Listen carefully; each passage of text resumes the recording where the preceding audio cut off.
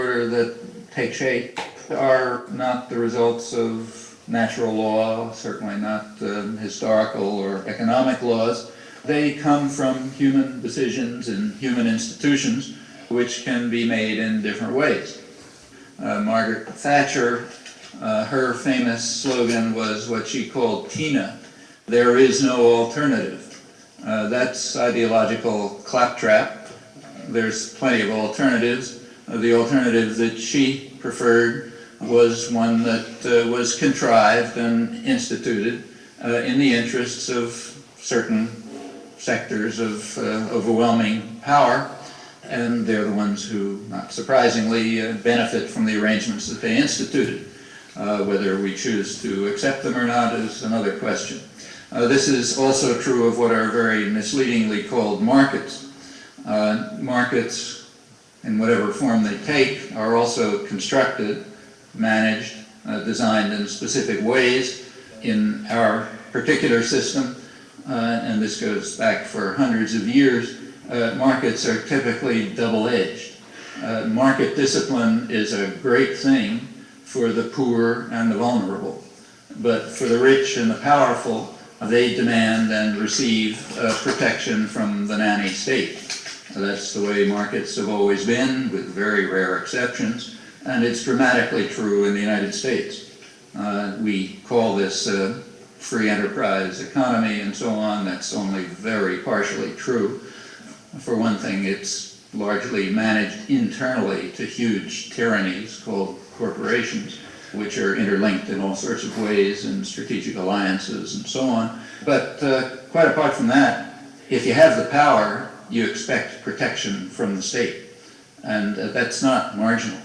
If you look over the dynamic sectors of the U.S. economy today, telecommunications, internet, computers, biotechnology, automation, run through it, and look into their history, you'll discover that virtually without exception, they were developed, designed, and paid for by the general public, at public expense.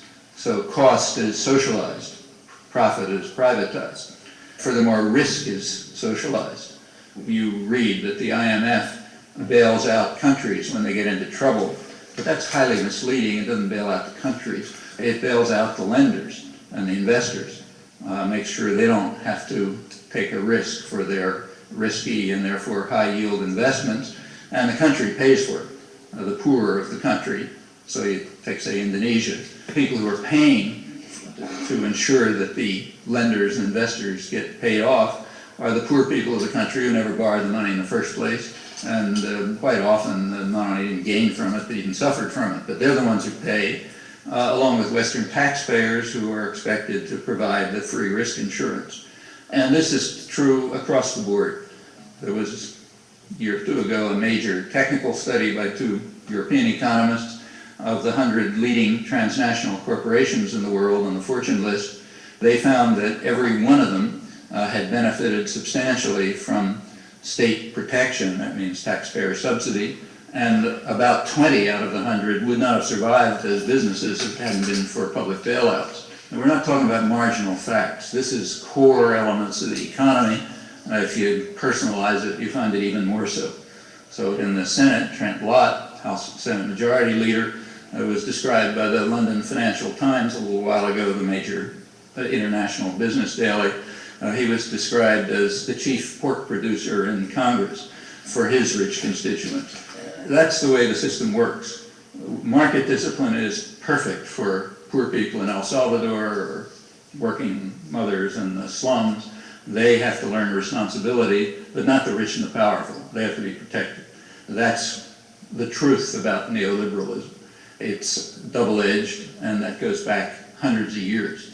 That's a good part of the reason why the third world is the third world, and the first world is the first world. You go back 200 years ago, they weren't very different. They diverged enormously, and there are a lot of reasons for that, but one substantial part of the reason is that the third world had market discipline rammed down their throats by force, whereas the first world, England, the United States, Germany, Japan, without exception, every developed country, had a powerful state initiative that protected and developed the economy, and that continues right till this moment. So that's what's called markets. They're designed in particular ways. Well, who makes these decisions? In the international arena, the decisions are made by states. But to borrow George Orwell's phrase, some states are more equal than others. The ones who are most equal are the ones called G7, the 7 rich industrial countries.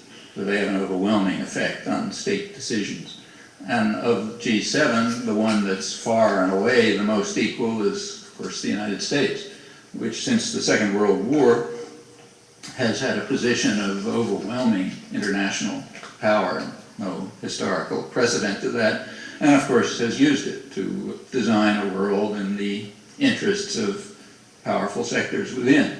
Alongside the powerful states, there are the institutions that they've designed, the international financial institutions, the IMF and the World Bank, the World Trade Organization, took over from GATT a couple of years ago.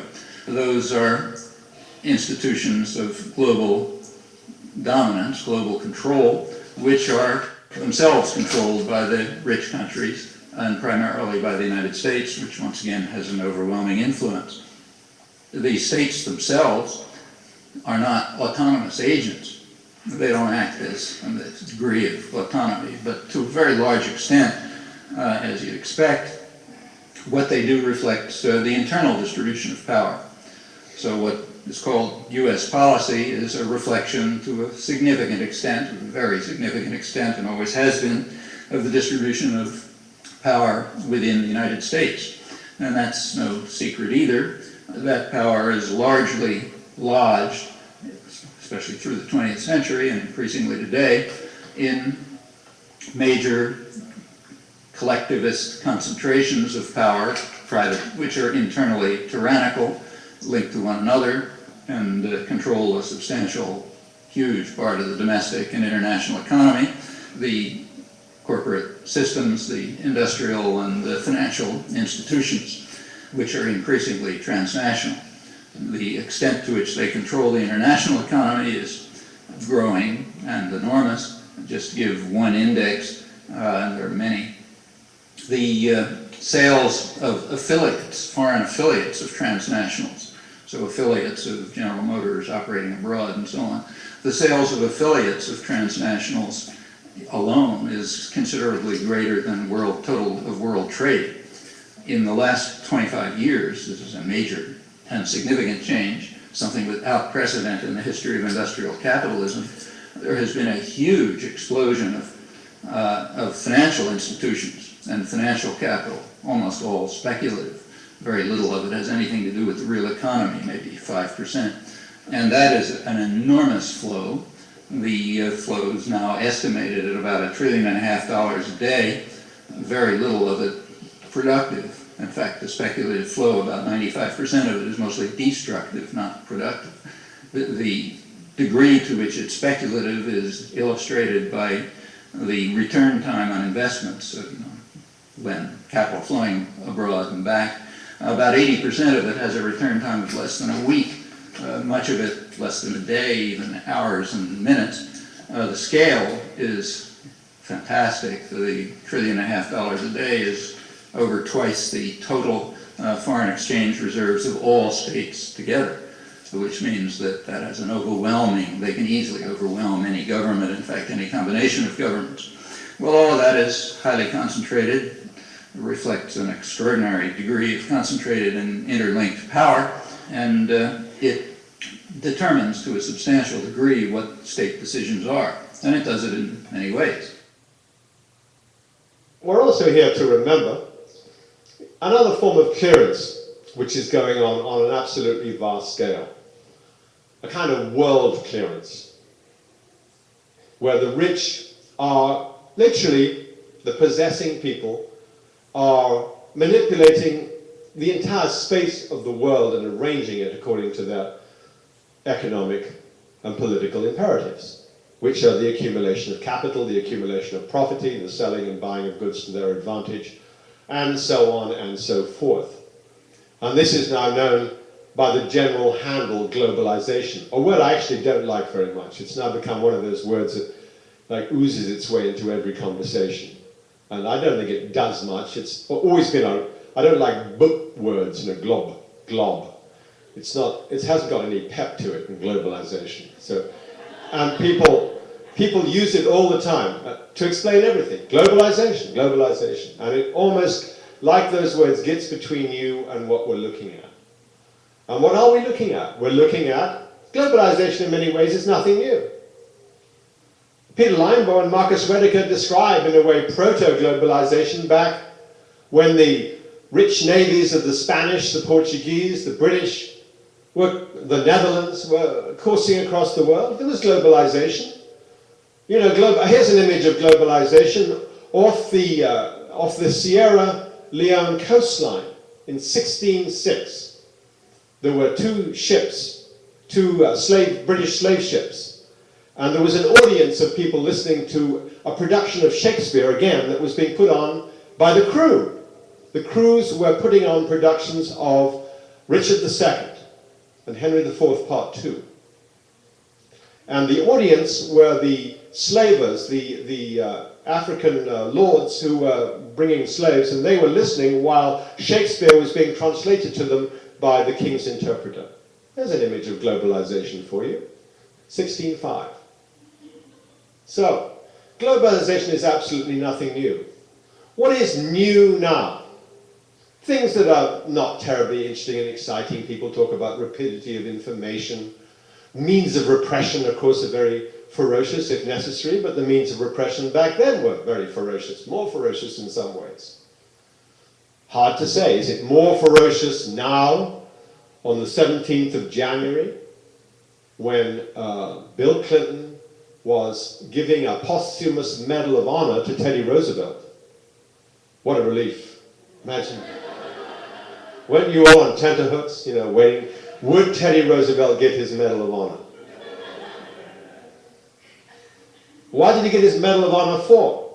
It was very appropriate, almost his last action. Bill Clinton did not pardon Leonard Peltier.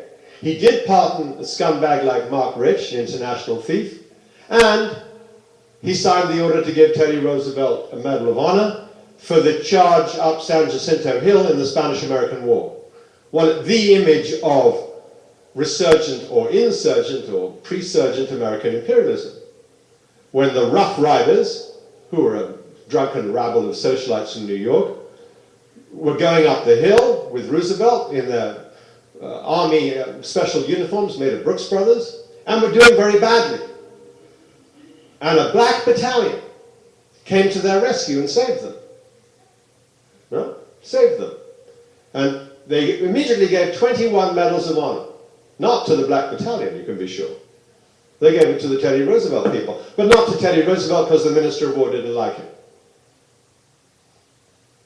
Teddy Roosevelt, all his life, campaigned for the Medal of Honor. He said, I wish I had it. He rushed out a quick book on the Rough Riders.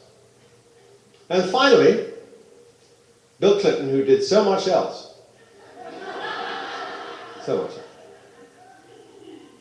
bethought himself to sign the order for Teddy Roosevelt to get his Medal of Honor. And so the shade of Teddy Roosevelt can now, you know, strut a little prouder in the dungeons of hell or wherever he is. But I was saying, on lethality, on the very day that Roosevelt was receiving this posthumous attribute of glory, what was happening in Colombia? Colombia, the paramilitaries, obviously part of the army, they're always called death squads, you know, let's call it an unofficial army unit commanded by the Colombian army, paid for by money, another slice of which was released on the 18th of January. No one can say things don't come in compact fashion. On the 18th of January, the Clinton administration, in another of its final acts, released another slab of money for the Colombian military. Despite the fact that everybody knows that the human rights record of the Colombian forces, whether official, unofficial, state forces of repression, are among the worst in the world, if not the worst. They said that because, and there are in the Colombian aid bill that went through last year, $1.3 billion, pushed through by the Clinton administration in concert with the Republicans. There's bipartisanship at work for you. There were human rights provisions. There are always human rights provisions. They always say, yes, there'll be a certification that we will not release a dime of this money until we have certification by